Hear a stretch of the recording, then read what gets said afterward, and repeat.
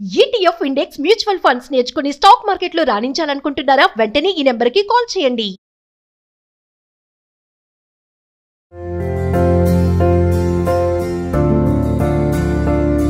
మనకి ఏదైనా కష్టం వచ్చింది అనుకోండి, ఎవరు చెప్పుకుంటాము? ఫస్ట్ మన కుటుంబ సభ్యుల దగ్గరికి వెళ్తాం కదా. మరి అదే కష్టం వాళ్ళ వల్లే వస్తే అప్పుడు ఒక మంచి స్నేహితుడు ఉంటే ఎంత బాగుంటుంది అనిపిస్తుంది కదా. మరి ఆ స్నేహితుడు కనుక మీరైతే మరి ఎలా వ్యవహరిస్తున్నారు, ఎలాంటి సలహాలు ఇస్తున్నారు, ఎలా ఓదారుస్తున్నారు మీ స్నేహితుడిని? ఈ తరం వాళ్ళకి ఫ్రెండ్షిప్ డేకి సంబంధించి మంచిగా ఏమన్నా ఒక మాట చెప్తారంటే ఏం చెప్తారు? ఒక ఫ్రెండ్కి కళ్ళు ఉండవు, ఒక ఫ్రెండ్ ఏమో కుంటివాడో ఏదో, వాళ్ళిద్దరి మధ్యన మంచి స్నేహం ఉంటుంది అనమాట. అప్పుడు వాళ్ళు పాడుకుంటారు ఏమనంటే, నీ ఉంటే వేరే కనులెందుకు అని పాడతారు. నీకంటే వేరే బ్రతుకెందుకు అని ఇద్దరు కలిసి పాడుకుంటారు. ఒకళ్ళది ఒకళ్ళు ఇది అంటారనమాట. అంటే కళ్ళులే ఒక అతనికి కాళ్ళు నడకలేదు, అయినా కూడా ఒకళ్ళకొకళ్ళు నువ్వుంటే నాకు కళ్ళే ఎందుకు, నువ్వుంటే నాకు వేరే బ్రతుకెందుకు అంటే స్నేహం అంత తీయగా చూపిస్తారు ఆ మూవీలో.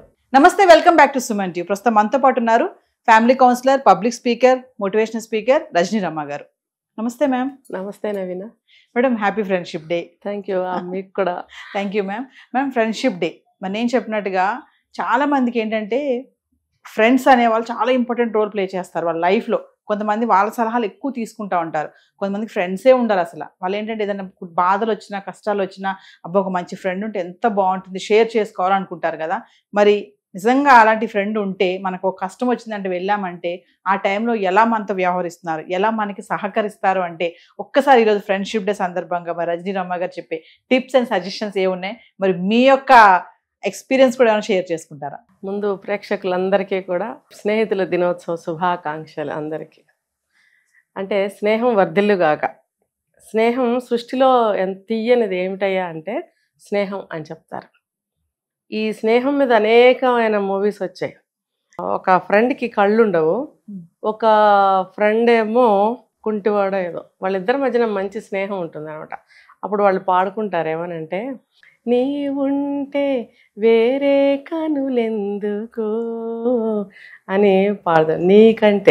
నీకంటే వేరే బ్రతుకెందుకు అని ఇద్దరు కలిసి పాడుకుంటారు. ఒకళ్ళది ఒకళ్ళు ఇది అంటారనమాట. అంటే కళ్ళులే ఒక అతనికి కాళ్ళు నడకలేదు, అయినా కూడా ఒకళ్ళకొకళ్ళు నువ్వుంటే నాకు కళ్ళే ఎందుకు, నువ్వుంటే నాకు వేరే బ్రతుకెందుకు అంటే స్నేహం అంత తీయగా చూపిస్తారు ఆ మూవీలో. అలా స్నేహం గురించి తెలిసిన వాళ్ళు ఎవరైనా స్నేహాన్ని కలకాలం నిలబెట్టుకోవాలని చూస్తారు, నిలబెట్టుకుంటారు. వాళ్ళకి ఆ స్కిల్స్ కూడా ఉంటాయి.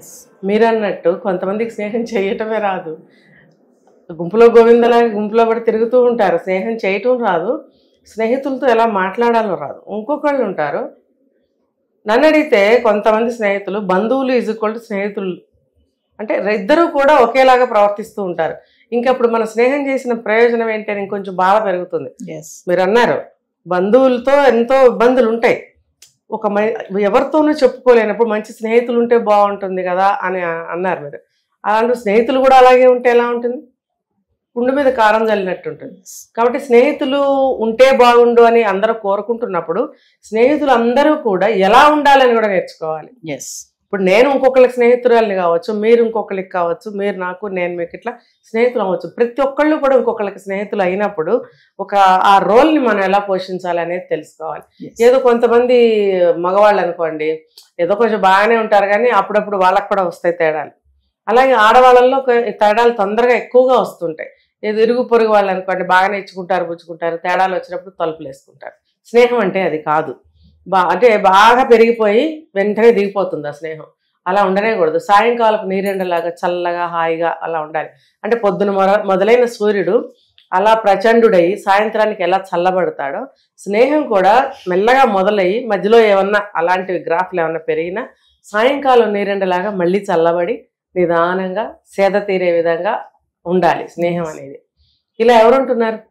ఉండమని నా ఉద్దేశం, ఉండమని నేను చెప్తున్నాను. ఇప్పుడు కష్టం వచ్చినప్పుడు వెళ్ళామనుకోండి, నీ కష్టం నాదిగా భావించి ఒక మంచి సలహా ఇవ్వగలగాలి. నీకు నేనున్నాను అంటే డబ్బు పరంగా అందరూ చేయలేకపోవచ్చు, చేయగలిగితే కాస్తంత డబ్బు అవసరమైంది అనుకోండి, ఏదో చిన్నగా కొంచెం డబ్బు సాయం చేయొచ్చు. మళ్ళీ తిరిగి అప్పు తీర్చు అని ఆశించకండి. ఎందుకంటే స్నేహంలో ఉన్న మాధుర్యం అటువంటిది. ఆ తృప్తి నీకు మిగలదు. వాళ్ళు ఇవ్వగలిగితే వాళ్ళే ఇస్తారు. లేదనుకోండి ఊరుకోండి. పెద్ద మొత్తంలో సాయం చేయకండి మీరు చేయలేకపోతే. ఎక్కువగా ఇచ్చేసి ఆనక బాధపడి ఆ స్నేహాన్ని కట్ చేసుకోకండి. ఇవ్వలేకపోతే డబ్బు ఇవ్వకండి. మీరు చేతిగా మామూలు సాయాలు చేస్తూ మంచి సలహాలు ఇస్తూ అంటే ఆ భరోసా, నేను నీ దగ్గరగా ఉన్నాను, నీ దగ్గరగా ఉండి తోడుగా, ఇప్పుడు ఎవరైనా వాళ్ళ ఇంట్లో ఎవరైనా చనిపోవచ్చు, లేకపోతే ఏదన్నా ఇంకా పెద్ద పెద్ద ఇబ్బందులు రావచ్చు, అలాంటప్పుడు తోడుగా పక్కన ఉంటే ఓదార్చాలి. ఎంతో ధైర్యం, ఒక ఓదార్పు, నేనున్నాను అనే ఒక ధైర్యం వాళ్ళకి మనం కల్పించాలి. స్నేహంలో కూడా మోసం ఉంటుందా మేడం? అమ్మో ఎందుకుండదు, ఉంటుంది. నగలు అడిగే వాళ్ళు ఉంటారు, రకరకాలు ఉన్నాయి అందులో. జరిగినాయి, మీరు అన్నారు కదా సొంత ఎక్స్పీరియన్సెస్ అని. అలాంటివి జీవితంలో ఎన్నో ఎదుర్కొంటున్నాడు. తెలివిగా బయటపడాలి. అలా అని స్నేహాన్ని కట్ చేసుకోకూడదు. అంటే ఆ స్నేహం నిజంగానే చెడ్డదైతే కట్ చేసుకోవాలి. ఇప్పుడు మనం అలాంటివి ఎవరు చేయలేరు కదా. లక్షల అప్పులు, నగలు ఇవ్వటాలు, కొంతమంది పట్టుచీరలు అడుగుతారు. ఇలాంటివి కొన్ని ఇబ్బందికరమైన పరిస్థితులు. అది అవతల వాళ్ళు కూడా తెలుసుకోవాలి. అదే నేను చెప్పింది, మనం ఒక స్నేహితులుగా ఎలా ఉండాలని కూడా తెలుసుకోవాలి. స్నేహం చేయగానే సరికాదు, ఇంకొకళ్ళు ఇక్కడవే అక్కడవే చెప్తూ ఉంటారు, అది తప్పే.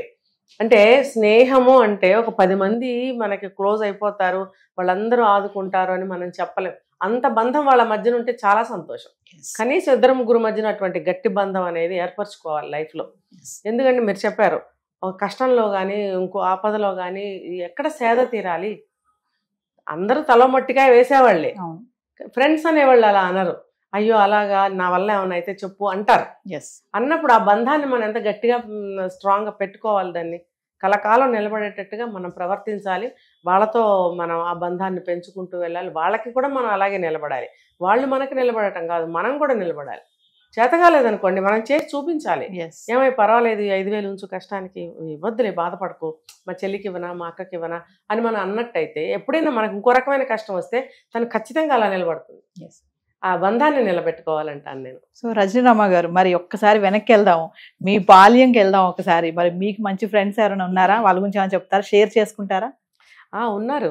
బాల్యము అంటే బాగా చిన్ననాటి స్నేహితులు ఎక్కడెక్కడో, నేను గత 30 సంవత్సరాలుగా అవుట్ ఆఫ్ స్టేట్లో ఉన్నాను కాబట్టి చాలా కనెక్షన్స్ కట్ అయ్యాయి. తర్వాత కాలేజ్ లెవెల్లో ఫ్రెండ్స్ ఉన్నారు ఇప్పటికీ కూడా. అందరూ వాళ్ళ జీవితాలు ఎక్కడెక్కడో సెటిల్ అయ్యి ఉన్నారు.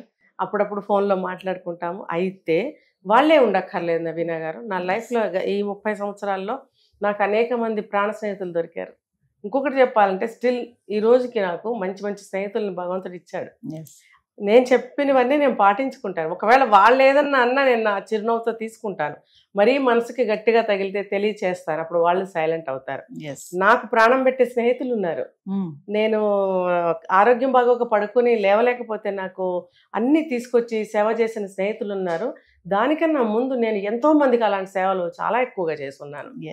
నా ర్యాంకు కాకపోయినా కింద లెవెల్ ర్యాంక్ వాళ్ళైనా హాస్పిటలైజ్డ్ అంటే, ఇంట్లో లేవలేకపోయారు, ఏదైనా కష్టంలో ఉన్నారంటే నేను క్యారేజీలు తయారు చేసి వాళ్ళకి తీసుకెళ్ళి అందించిన రోజులు ఉన్నాయి.